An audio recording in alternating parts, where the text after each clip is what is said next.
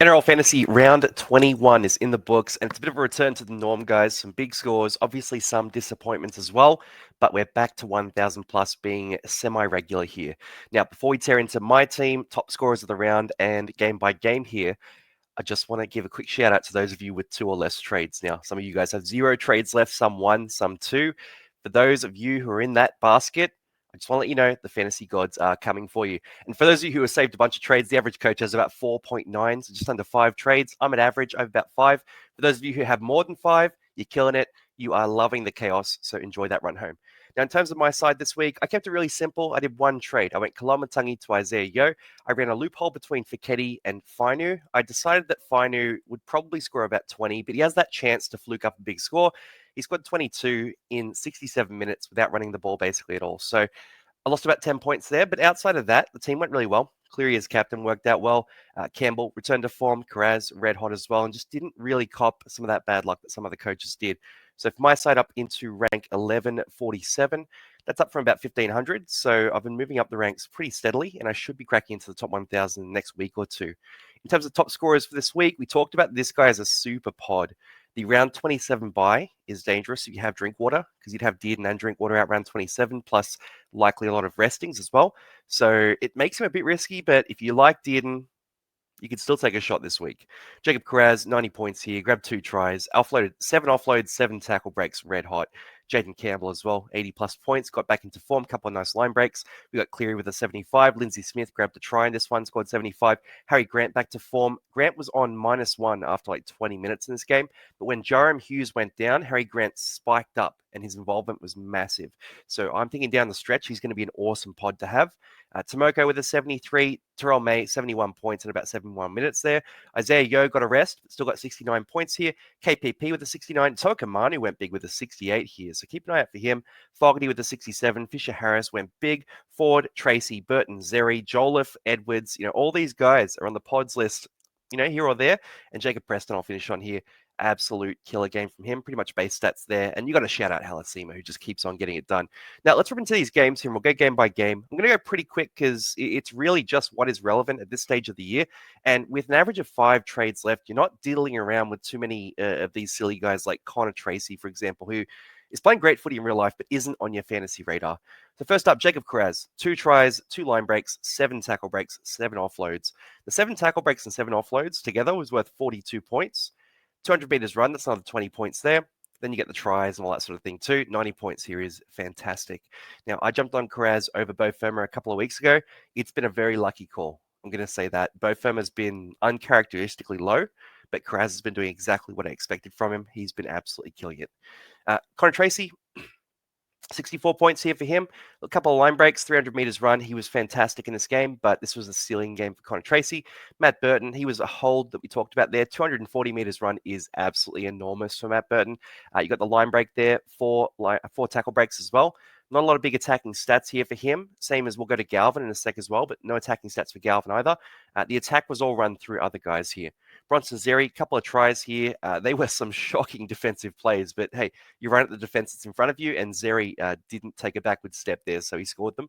Then Jacob Preston with a 61 here. The 49 tackles definitely helps. That line break was nearly a try, 100 meters plus run. No offloads, 1 tackle break is still a bit low for him, but the work rate is fantastic from Preston. DCE, nice little late run there. That turnover towards the end was a nice one there for a little +4. Big kick meters for him as well, and pretty solid defensive stats, but no attacking plays there for the 60. Hughes grabbed a couple of tries. Galvin, I want to talk about for a sec here. So for Galvin, we talked about 125 to 130 meters for running and kicking, being his sort of baseline from the Tigers. What we got here was 142 run meters and 266 kick meters. So we're seeing that role actually increasing from his Tigers days. He's also playing in a better dog side. So we've seen a couple of scores in the 50s here. I think he's a red hot option to average 55 for the run home. I think he's an absolute cracker of an option, and I will 100% be buying Galvin this week. I'm probably going to be selling Fiketti, who I will talk about when we get to the Roosters. But that's my plan, 1 trade this week. If you're selling Hughes, you have a bit more cash to play with, so you don't have to go Galvin, but I think he's an awesome option if you are a bit constricted on money. Matt Lodge, big score. He can do it every now and then, does not maintain it. Crichton solid. Turbo, mate, rock solid here from Turbo. The line break try assist. 46 points here, 22 tackles, so big defensive work rate again, 129 run meters here too. 46 in a game where they got smashed. You just love what Turbo's doing at center. He did go down with a bit of a knee injury at one point, but he played out the game, so I am hopeful that it's not major. But obviously, I got a bit of PTSD from owning Turbo in the past, so expect the worst, hope for the best is kind of my advice on Turbo. Then Tuala, solid, grabbed a try. Hayes, King, kick out. Lehigh Hopewadi had a really good game in real life, but just no attacking stats there. But nice try saver at one point from him, and I thought he was good in the game.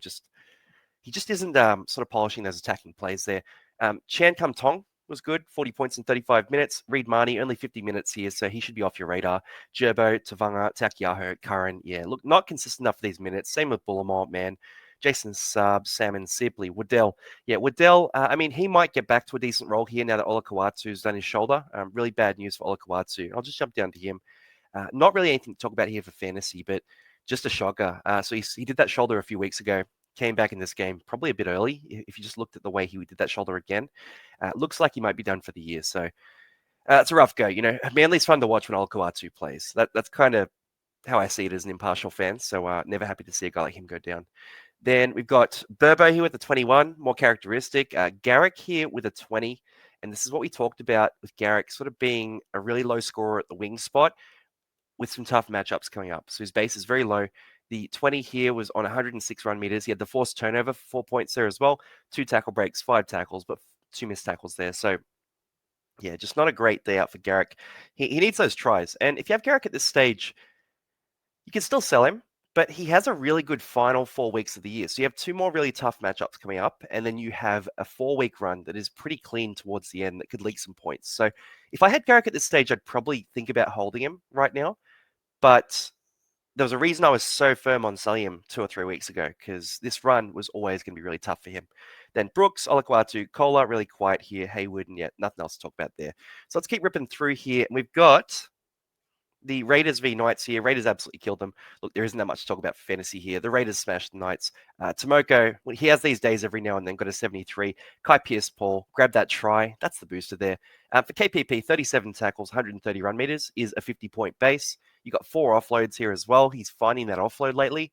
Love to see that. Then a try and a line break there definitely helps too. So for Kai Pierce-Paul, I'd still pencil him in as that sort of 50 to 55 kind of guy. Then you add a few attacking stats over there, or every now and then he has a massive defensive game, and he is a bona fide keeper down the stretch. There's a reason why I was never considering selling him. Then Fogarty with a 67, look, 8 goals for 16 points there, 2 try assists, his usual kick meters there as well. Fogarty is an out-and-out keeper down the stretch too. Just keep an eye on that Canberra Raiders buy coming up very soon. Leo Thompson with a 55 and 55. Hudson Young a 53. Had the try assist and the line break there, so a bit of a lower base stat game from him.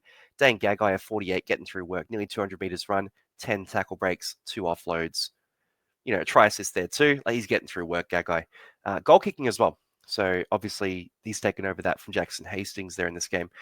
Dom Young, 48 points, not on my radar at all. Joey Tarpanay with a 46 and 51. Really disappointing here. Had an offload, 3 tackle breaks, which is a good sign, but just very base stat, very Aiden Tolman sort of stat lines, but without the defensive work rate. So not loving what we're seeing from Tarpanay lately. He's not really playing like he's needed. It's weird to say, because last week he pumped out 200 meters, but he's not playing with that ferocity that he did earlier in the year, and they're winning comfortably, so I'm not critiquing him for it, but it's just an interesting thing to see, because even like the minutes here, 51 minutes for him, 53 for Josh Papali'i here, right? So, you're seeing him not getting those dominant minutes, and he's not making those dominant performances either.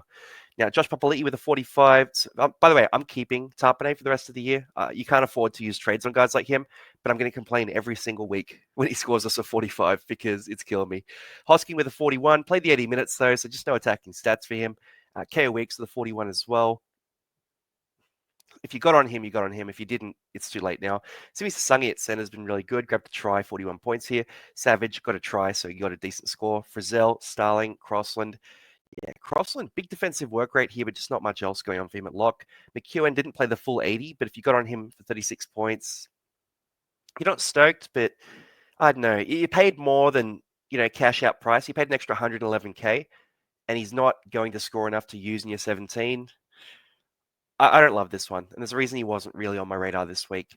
Brayley with a 35, then down the list, Horsburgh disappointing with a 32, same as Greg Marzu, even with the try there as well.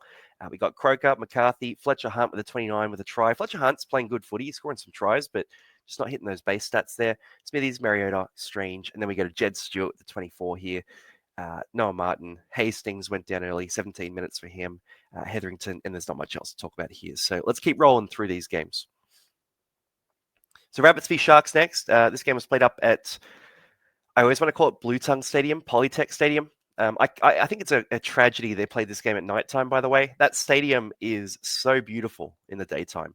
So there's a row of palm trees behind one of the in-goals, and it's pure ocean up the Central Coast behind those palm trees. So if you play it on, at dusk or during the day, you get that ocean sort of vibe. But they played it at nighttime, so you couldn't see it at all, which anyway, that's just a minor complaint from me. Now, in this game, Lockie Harbner was absolutely fantastic. And there were a few plays from him that, they're not going to show up on the stat sheet, but 56 points here in 55 minutes. He's not really going to be fantasy relevant down the stretch, but that try saver he made down the stretch and the pass he threw to Totola for the try. Totola now out hurt as well. Hubner's doing things that are going to earn him minutes at some point in the future. Now, my thinking about him is more, okay, they're going to get Kolomatangi back. They're going to get Cam Murray back. They're going to get Talis Duncan back into the forward pack too. Hubner's going to find a bit of pressure getting minutes here, and I think he's going to have some interest from other clubs just based on these effort plays he's making. So, Lockie Hubner, I was impressed. Not for fantasy relevance here, but I was impressed by his performance in this game, and he nearly got the Rabbitohs back into this game. Like he was their best player in my view. Totola grabbed that try. Gray, 65 tackles and 69 minutes here, 54 points. Yeah, look, if he got that role long term, it'd be awesome, but I just don't see it. Brayley with a 53, grabbed that try. Still reasonably solid here, 49 run meters, though, was a bit lower than what you want from him. Kennedy with a 52, Aitken a 51 here, 5 missed tackles, not just scored down, but 4 offloads is delightful for him. Mulatalo with a 51, Nico Hines a 48 here, 3 errors in attacking opportunities, so they could have been big attacking plays. They turned into errors. No attacking stats from Hines either. Did run the ball 100 meters plus, though, had 5 tackle breaks. So overall, I'm pretty happy with this stat line from Nico. He just needs to start icing some of those opportunities that he has a bit better. McInnes with a 47 here, Arrow, Dodd. I mean, Dodd's going to get a bit of playtime now, actually. So Jack Whiten's out for 3 weeks, so Dodd might get a bit of an extended run.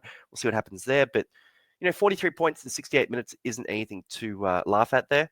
AFB with a 41, went off injured, was cleared, came back on. 4 tackle breaks is a good sign for him, but not much else going on.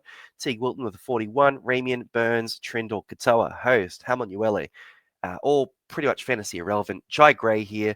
Look, Jai Gray is kind of interesting. So this 31 is nothing to write home about at all, but the thing I like about him is the next 3 fixtures he has are very open, winnable games. Now, South Sydney are towards the bottom of the ladder, and they're missing some troops. So, they're not a gimme to beat anyone, but the 3 games they have coming up are against sort of bottom half of the 8, bottom half of the bottom 8 kind of teams. So Jai Gray could light it up for a 3-week stretch, but then he does have that round 26 bye. So it's just not appetizing enough for me to jump on, but if you're desperate, you're desperate. Talis Duncan with a 30, playing at center. He was always a sell. Alex Johnson, Munro. Yeah, Munro rocks and diamonds in this game, but nice try in this one. LeBlanc, Havili, Kafusi, Colhoun. Yeah, look, not too much fantasy relevance here. Jack White in here, copped that sin bin, copped the 3-week suspension, copped 15 points. Absolute pod disaster. If you jumped on him, you are not happy at all. And then last one I'll shout out here is Ward. He got a run at the end there, so it's 23 minutes for him.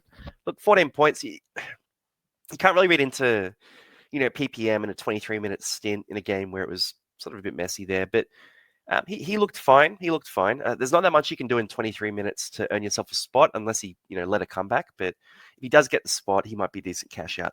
Then we go to the Panthers and the Tigers here. And this game was closer than the scoreline suggests. So I feel for you guys who support the Tigers in this one. But for fantasy, Nathan Cleary, 6 goals here, had 3 try assists, a line break, got 16 tackles. 5 missed tackles is quite high, and he had a bit of a run of those in the middle of the game there. No offloads, 2 tackle breaks, nearly 200 meters run, and bulk kick meters here. So I love this game from Cleary. He was pretty quiet early in the first half, but he really started to switch it on. And I feel like he's coming at the end of this season with a real vengeance, and I'm pretty excited to captain him all the way down the stretch when they have good matchups. Captain him this week, and I'll probably be sticking with it going forward. Although, at some point, Payne Haas will bounce back, and that pod captain is going to be delicious. Lindsay Smith with a 75 here, grabbed that try. Terrell May, 71 in 71, 50 tackles here, 2 tackle breaks, 2 offloads, 133 meters run. This one was where, I mean, look, maybe it's because I didn't have him as captain, but it felt in the second half like he was gassed and he should have gotten a rest. And he only got a rest in the last 9 minutes, and I thought it was a big mistake. Like, I don't think he should have gotten more minutes off, but I think he should have gotten those 9 minutes off in the middle of the second half, potentially, or at the start of the second half, because he was ruined. He was absolutely ruined down the stretch there. So that's sort of how I see it. But maybe the Tigers see it differently. I just reckon he is a bit of a minutes risk, and he doesn't have those big attacking plays that Cleary and Haas do. So I think down the stretch, we're going to get one really bad score from Terrell May in the last, like that sort of last 2 or 3 weeks of the year. I think we're going to see a really bad score, but for the next month, it's not really a worry. Isaiah Yeo, big score here, got a rest, which is very concerning, by the way. 69 points in 70 minutes is awesome. Had the try assist, big defensive tackle count, big meters there as well. But if he's not going to play 80 minutes, he is also one that I'm demoting a bit in my rankings too. But if he's playing 70 minutes a game, for example, which I don't expect to happen, but if that's what's happening, his average drops from, a 63 to 65 down to like a 60-ish instead. Dylan Edwards of the 61, man, ran it up. He absolutely ran it up. He was looking for everything. And, I would love to see that ferocity for the Blues, but that's the last time I'm going to make that joke, guys. But, he killed it. He killed it. And look, he's absolutely torn the Rabbitohs and the Tigers to shreds the last couple of weeks. They do have a couple of easy matchups coming up as well. So he could keep on running this up. Grabbed a try assist, 6 tackle breaks, 322 run meters. Going to be a killer down the stretch. 12 got the minutes, got the points, 58. Garner with a 51. Martin grabbed that try in a 51. Liam Henry with a 49. Dewey a 49 in 60 minutes again. So a bit underwhelming if you bought him. He's been okay without being special. Tungo with a 46. Taruva, much more meters in this one. So 262 meters there, 6 tackle breaks. Put in the work at fullback in this game. Kenny with a 45. Then we've got Seyfarth, Leota, Jenkins, May, To'o, McLean, all around that sort of 40 marker. And then to the mid 30s to low 30s, we have Luai, Patea, Coruscant, Toa, and then Papali'i, Blaze Talangi, and Fanua. So for Luai, it's been interesting. I don't know what to say about Luai. I mean, I thought that we might see a bit of an uptick from him, but I feel like Origin sort of knocked his confidence around a bit. So I'm not feeling like he's got that dog in him at the moment, and I'm sure he'll find it again. It just doesn't feel like Jerome Luai when you're watching him there, because the stats here are good, like 94 run meters here, 540 kick meters, so he's dominating there. 3 tackle breaks is okay, no offloads, but those are the numbers that you normally need to see for Luai to start producing a few attacking stats, but he was totally shut down by Penrith, and it just didn't really feel like he had in his bag to crack them open. So, I think he will have some big games down the stretch, but he's not on my fantasy radar at all.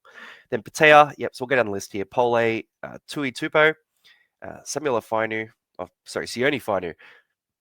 Latu Fainu, very concerning, played 66 minutes in this one, had 22 points on 29 tackles. The 12 run meters was one of the most frustrating things I've ever watched, because I ran him over for Keddy's 32, just thinking, you know what, he probably scores 20 to 25. That's normally where he lives, but he might pop off, and I'm willing to roll the dice there, because the loss was 10 points, right? I lost 10 points. I could have gained more, so I was willing to take that gamble, but yeah, for Latu Fainu, I don't know. It's a bit worrying that he did get hooked in this game, and the 12 run meters is just not enough. If he's not going to kick the ball at sort of the other opposite half to Luai, he's got to be running the ball, and he's such a good ball runner that I don't know why that's not happening. I don't know if it's coaching or if it's him, or I expect it to turn around, but I am going to be selling Latu Fainu if I need to at some point. The issue is he's quite cheap, so I don't know if he's worth selling. I'll keep an eye on that, and if I need to, I'll do it. Then we got Bird, Suka, Hope, Schneider, all pretty fantasy relevant here. So we'll keep ripping through. Warriors lost this game to the Titans. Titans, good on you. Good on you, Titans fans. I talked a bit of smack about the Titans, but I will say that's a great win. And the next game, we'll talk about Parramatta beating the Broncos as well. I've talked smack about Parramatta, but that's a great win. As a Para fan, I enjoyed the hell out of that game. But for this one here, Jaden Campbell just lit this up. So you got the 2 line breaks. They were pretty early in the game. 150 run meters here as well. 4 tackle breaks and offload. Then you go to 2 try assists, 4 goals, and all the kick meters as well. This was a fantastic game from Jaden Campbell, and he was rewarded with an 81. Fisher Harris finally lit it up. 150 run meters here, 46 tackles. This is kind of what I've been waiting for here from Fisher Harris, and we haven't seen it until now, which surprised me, because I really thought Fisher Harris was going to be pretty good once Barnett went down, but he's sort of fallen apart. Now a bit of a bounce back here, so I don't know, if you were desperate, you could back the Fisher-Harris bounce back. I personally think it's a bit risky, but you can do it if you want to. Same with Ford here, 64 points, 74 minutes, 54 tackles, 128 run meters. Pretty basic stat line there. Jolliffe with a 62 and 65. When Tino's out, Jolliffe does step up. Again, it's one of those mid-range pods. If you're desperate, you can make one of those moves. Sami, Halasima. Halasima is another fun one. He's playing that 80 minutes because he's the best player on the Warriors side right now. So he's going to get his 80 minutes there. And if you want him as a pod, you probably already got him, but you can do that if you want to. Then for feeder, Fodawaker stepping up as well. Vai Malga, incredible PPM here, big defensive work rate, offloads, meters, everything. Aaron Clark, 50 and 50, so the minutes are starting to fade a bit for Aaron Clark. He's had a few cramps in recent weeks as well, so that sort of fall off is starting to happen there. I'm not going to jump around about it as a non-Clark owner because you guys who have him have absolutely crushed it and you are way ahead. Like he could average 45 for the rest of the year and I would still regret not buying him because he's a killer. I would say he's not going to go below 45 points though in general. Like, I think this is the lowest he'll go for minutes, about 50 minutes. I think next week he bounces back. So if you have Clark, I wouldn't be selling him. I think he's going to be rock solid. I think he will bounce back. Then Tamari Martin played some minutes in this one, scored a 48. Kelly with a 48. Then Tanner Boyd really saved that score towards the end with some sort of garbage time run meters there. Had bulk kick meters there as well. And defensively was solid, 47 points. RTS with a 44. Bo Firma got a bit of a rest in this one, had a HIA, luckily just before halftime. So got back on within 7 minutes of game time. 30 tackles, 132 run meters, only one offload and no tackle breaks, no attacking stats. That's the issue there for Firma. He needs a bit more attack going his way. Kieran Foran with a 40, Haas, Niokore, Campbell Gillard, Pompey, Alec Wienke, Harris Tavita, Nickel Clockstar, Brimson, and Mulaney, all in that sort of 40 to 29 bracket there, so not really fantasy relevant for you. Then Capewell, Laban, Stowers Smith, DWZ, really quiet in this one, had that sin bin as well.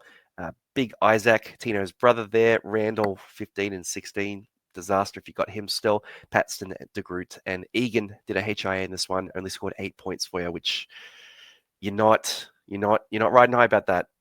Egan was one who I thought might bounce back, but I wasn't recommending to buy him necessarily. But I just sort of felt like he was going to, heat up down the stretch with Metcalf out. Maybe he would take a bit more responsibility, but it hasn't really happened. Now, Broncos v Eels, up the Eels, right? A lot of Broncos fans watch the channel, so I won't go too hard. But one of us are playing finals, one of us isn't. I get it. You don't have to comment that. But Adam Reynolds lit it up. Not great fantasy scores in this one, I might add. By the way, nothing over 60. Reynolds with 59. Look, grab the try. I'm not writing home about that one.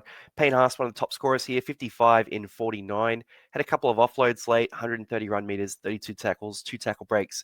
Pretty impotent performance from Haas, which I sort of say that to try and jinx him into a big game next week, right? Because Haas, like what we expect from Haas is otherworldly.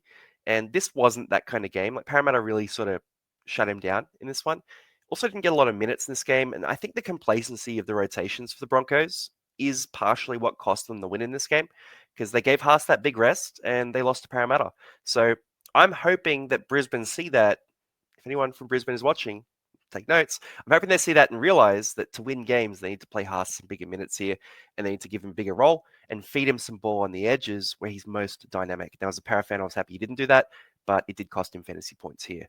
Zach Lomax with a 52, 2 tries there, but Moses is definitely feeding Lomax. Carrigan with a 50, 68 minutes is very encouraging.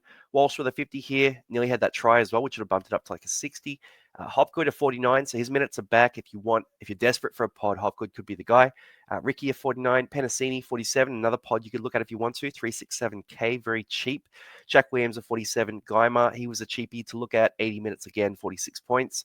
Hetherington, Walters, Staggs, Joash Papali, we'll talk about him. 38 points here, had that line break, 150 run meters there, 7 tackle breaks. Good stat line from him. 230k, cash out, wing fullback at 38 points. You'll take that to the bank. Tuaviti with a 38. Then we got Hunt, 35. And down the list here, Russell, Shibasaki, Jr., Willison, Walker, Jensen, Addo Moses with a 27. Mam, Piakura, Karapani, Riley Smith, Dury, Arthurs, Moretti, Jezewski, De Silva, and Hawkins all disappointed deluxe. I will say, too, for Hawkins, how do you get 6 points in a game that Parramatta won? 16 run meters, 5 kick meters. I mean, look, to be fair to Hawkins, he was playing a lot of first receiver and doing a lot of distribution. So, in real footy terms, I get it, but it's just a shocker of a fantasy performance from him there. It does show that whoever's next to Moses is probably not going to score much in fantasy. Now, rolling through to the Cowboys v Dragons, and it's a contentious one here with Cowboys players because they have that bye in round 27. So you got to have a real think about them. And the big guy here is Tom Dearden. So 93 points for Dearden. Do you buy him? Do you buy him? Like, if you're a head-to-head coach, I'm actually all for it because they have a great run of fixtures coming up, and Dragons is part of that run of fixtures.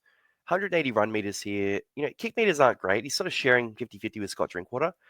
37 tackles is enormous for a half. Got 2 line breaks, the try assist, and 2 tries. Now, he's not going to score 2 tries every week, but he's pumping big numbers lately. So if you're into Dearden and you're into the Cowboys making a bit of a run down the stretch, I think Dearden's a dog, man. Like, he's come out of Origin and he's just feeling himself, and it is so red hot. Like, it's the opposite of Jerome Luai. Like, Dearden has so much aura right now, which, oh god, I'm gonna get flamed for that. But Dearden, no, seriously, he's carrying so much confidence in the way he's playing. Like, he's one of those pods that for the last 6 weeks he could be a total killer. So if you want to go for Dearden, I'm not going to talk you out of it. But if you're an overall coach and you already have Drinkwater, round 27 bye is going to be tough. Little, big game here, 2 tries, 61 points. 57 minutes is actually quite encouraging for Little. Clemmer with a 60 here. Robson, 54. Bit of a bounce back for him. Line break, try assist. Bateman, 53. Cotter, 52. Sloan, 52. Then into the 40s, there we have Feeney, Drinkwater, Gutherson, Leilua, Neem, Allen, Flanagan, Laybutt, Burns, Hess, Stewart, and DeBellin. Now, a couple of noteworthy talking points here. Drinkwater was on 47 at halftime, or 46, or whatever it was. Finished on 48. Terrible second half. Absolutely terrible. But the first half was awesome, so you just cop the 48 and you roll with it. Outside of that, Gutherson was sort of the opposite. He had a big second half there. We saw Hamish Stewart, a few more minutes for him. He converts them to PPM. So if DeBellin is out for a period, so DeBellin inflamed an injury that he's been dealing with, but lower minutes for him, 40 points in 31 minutes. If he does miss time, Hamish Stewart becomes very interesting as a cash out. Then Nanite, solid. Gula, Edwards, Cook. The Cook, bit of a disaster here. The PPM's really fallen off for Cook. Big thing is no tackle breaks there, low run meters, no attacking stats. That's kind of what was carrying him recently. King Tonga with 37, 2 try assists definitely helps. And look, 75 run meters, 200 kick meters is pretty solid for him too. If he keeps doing that, he's going to be reasonably solid down the stretch. Purdue grabbed a nice runaway try in this one, but only 35 points. Sully, Derby, Michael Molo. Actually, Molo, with Jaden Sewer out for 4 to 6 weeks, Molo is potentially like a 55 average if he gets the 80-minute roll on the edge. So keep an eye on him closely. Duffy, Sewer out for 4 to 6 weeks, as I mentioned there, so he is gone. Laurie, O'Donnell, Lars, and Lawton there. So keep ripping through here, but Michael Molo could be a pod, especially if you're looking for a cut price guy. Now, for the Roosters and the Storm here, and this is the last game of the round, then I'll jump back to my moves for this week. So Harry Grant had a shocker at the start, really, really quiet start, like -1 after 20 minutes in this game. But when Jarom Hughes went down, Harry Grant lit it up. And he was running the ball a ton. He had 105 run meters there, which if Harry Grant runs the ball 100 meters, he's going to be a 65 average this year. So he's got that. Forced turnover, an offload, 3 tackle breaks, 7 missed tackles has been part of his game this year, but he's got to cop that. 40 tackles is good, 2 try assists, a line break, and a try. Now, Harry Grant, 629K, ownership is 7.9%. Ownership amongst top sides is even lower than that. So if you want to go for a pod, the risk is he gets a rest down the stretch, but the upside is he goes huge and no one has him. I am very seriously considering adding Harry Grant to my Cam Munster stack in my fantasy side. Very seriously considering it. I'll see how I go. It might work out, it might not. The issue is I don't really have the guy to sell for Harry Grant unless there's an injury that pops up, which there always is. So keep an eye on Harry Grant. If you want to pod up, I'm super for this one. He's been on the pod list the last 2 weeks. He's nearly scored a try the last 3 weeks. He scored one this week, obviously. The previous 2 weeks they were disallowed. I just think he's in an interesting spot here. Takamanu, grab that try. That boosted his score up. I'm not really interested in fantasy, but at some point in the future, he may become a keeper again. King with a 59 here, grabbed 2 tries, so sort of write that one off. Collins grabbed a try as well, 56. Angus Crichton, no attacking stats here, but the 53. 37 tackles, 4 tackle breaks and offload, 100 meters run. Kind of mid. We need some attacking plays from Gus. That's sort of what we need there. So he's been floating around that low 50s. Just need some attacking plays, need consistent ball running, need some offloads. Multiple offloads, ideally, is what we want from Gus Crichton. Sam Walker with a 53, 4 try assists, 20 points. That definitely helps. Connor Watson was pumping until he got moved to half because Sandon Smith got knocked out in this game. That really slowed him down. Otherwise, Watson was going 70 plus, I reckon. Jack Howarth with a 48 and a try. Spencer Lenu started this game. Scored a 44 in 63 minutes. So if he keeps starting, I mean, maybe.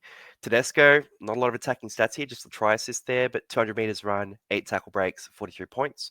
Sean Bloor with a 42, Navahu White with a 41. Then in the 30s, we have Dan Tupou, Eli Katoa, we'll talk about in a sec. Nick Meaney, Wishart, Noani Tuase, Wong, Docker Clay, Rob Toya, Fiketti, Chen. So for Eli Katoa, 38 points here.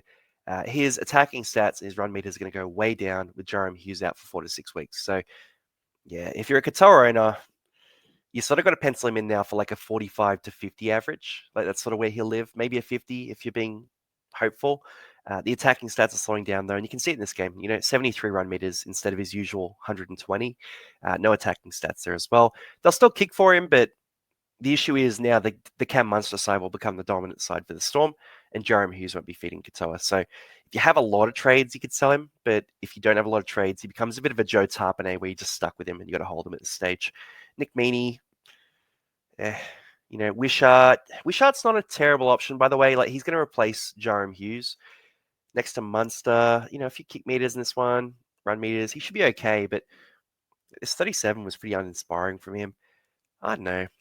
Like Wishart, 335k. Like he's a fine option if you want to jump on Wishart. If it allows you to go to someone else, like a swap from say Latu Finu to Wishart. If you need the scorer this week, if you have a couple of nights on bye, like you have Gagai and Kai Pierce-Paul or something like that, I don't mind that move, but don't tear your team apart to get Wishart. Like, I don't think he's a special fantasy producer, but I do think he will be solid down the stretch, like that maybe that 45 to 50 kind of range. I think he's a bit behind Galvin in my view. Noani Tuase with a 35, bit of a disaster from him. Just hasn't had those big attacking plays recently. Saw Wong grabbed a try, but only 35 as well. Really slow from him. Docker Clay with 33, Toya, Fiketti. So Fiketti had the HIA, went off for that one. He then came back on, then got a rest again. So only played 45 minutes here. 15 of those minutes were due to the HIA, and then another 20 minutes were just a rest. So for him, he is not a good enough PPM scorer to play less than 80 minutes, especially 45 minutes, and be in our fantasy sides. So he'll be around sort of 525 to 530k this week. He's a sell. Move on for Keddy. Get someone else. Joe Chan with a 30. Unless there are injuries to the Roosters, by the way. If anything happens during the week, that's different. King, solid. Jerome Hughes, out for about 6 weeks. So basically gone for the fantasy season. What I'll say about Hughes here is if you got on Hughes a while ago, you've had some really big scores. He's made 200k plus. He's killed it for you during the buys. You have risen a lot of ranks with him. Like you've done well, and he's done his job for you. I would just remember it as a positive experience. Like that's kind of what I'm thinking. Like don't be too doom and gloom. I've seen a few people who got Hughes at 540k saying, "Oh, I'm so unlucky in fantasy." It's like you made your 200k, you pumped it. Like enjoy the win there.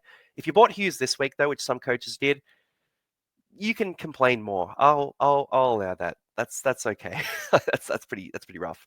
But for Hughes, he's going to be back for finals, so. Well, that's the plan anyway. He's going to be back for finals, so the Storm are pretty happy about it, but unfortunately for fantasy, he is done for the year. Lasardi, Anderson, Loyero. Loyero really quiet here, and I couldn't put my finger on why I didn't like Loyero. This is it. It was just the vibe. Just not consistent enough. 51 minutes, 19 points. Real disaster for him. Xavier Coates, Kamitha, Garlic, Bradley, Steep, Sandon Smith with the HIA, and then Butcher. So I guess Savala will come back in next week, but otherwise nothing too fancy there. In terms of trades for this week from my side, I can bring Cam Munster back into my 17. So Munster will come in for Latu Finu, and Herbie Farmworth will come in for Turbo, most likely. And then I need to replace Pierce-Paul. Now, the options for Pierce-Paul are, right now it's Fiketti. I mean, obviously Preston can slide into the starting side, right? But it's Fiketti as it stands. So I'm probably going to sell Fiketti to Galvin, and I'm going to run a loophole with Turbo and Galvin, I would say. Now look at next week's matchups. Let's skip ahead. So we got Storm and the Eels up first. Run a loophole with Talon de Silva potentially. Then Warriors. Yeah, all right. These guys play pretty late, don't they? So Fiketti and the Roosters play really late. And then Galvin and Dogs play super late. Okay, so I can run a loophole with Kai Pierce-Paul. I'm going to put Turbo in my emergency 5. And I'm going to get Galvin for Fiketti. And run a loophole there with Galvin and Fiketti. Sorry, Galvin and Turbo there. So just one trade for me, just Fiketti to Galvin. I'll have a ponder about potentially a Latu Finu to Wishart, but I think it's a bit of a waste of trades. I only have 5 trades left. This will take me down to 4. If I went down to 3, I'd be pretty concerned with 6 weeks left. So that's what I'm thinking this week, guys. Let me know what you're thinking for trades as well. Hopefully you're in a spot where you do have a few trades left. I've seen a few teams on 0, which is a tough spot to be in. Otherwise, guys, good luck this week. Rip in, make those trades. Don't sell green dots unless they're total stinkers like Latu Finu. But other than that, do not sell green dots. Don't sell Eli Katoa. Don't sell Joey Tarpane unless you have like 8+ trades in the bank or you're a real head-to-head focus coach. Cheers, guys. Enjoy your fantasy. I'll see you on the next one.